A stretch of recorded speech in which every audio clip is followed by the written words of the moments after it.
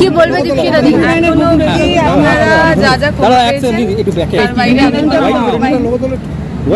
এইমাত্র এসেছি, আবার ভিতরে গিয়ে দেখবো কি কি হচ্ছে। এখন অবধি আমি টিভিতে যা দেখে এসেছি তাতে আমাদের দুটো মুর্শিদাবাদের সিট, দমকল এবং জলঙ্গি, তাতে আমরা এগিয়ে আছি।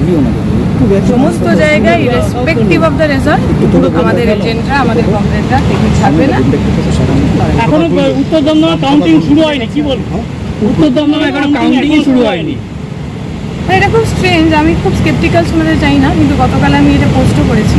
আপনাদের মনে থাকবে নোয়াপাড়ার স্লিপ সেটা বারাসাতে পাওয়া গেছে। এখন ইলেকশন কমিশন বলছে যে ওটা নাকি মক পোলিংয়ের। যদি 1 নম্বর মক পোলিংয়েরও হয় সেটা বাইরে এলো কি করে? দ্বিতীয়, ওখানকার যিনি আমাদের প্রার্থী তিনি স্পষ্ট বলেছেন যে ওইটা মক পোলিংয়ের নয়। কারণ যদি মক পোলিং হতো তাহলে তো সমস্ত পার্টিতে স্লিপ পাওয়া যেত।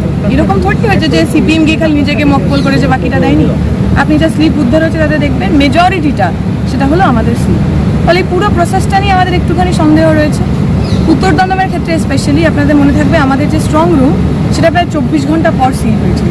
আমরা তার জন্য ইলেকশন কমিশনকে চিঠি পর্যন্ত করেছিলাম। তারা বলেছিলেন ল্যাক অফ স্টাফ চলে গেছিলো, তাই হয়। আমি এখন জানি না whether it's a part of bigger conspiracy, কোনো বড় ষড়যন্ত্র আছে কিনা।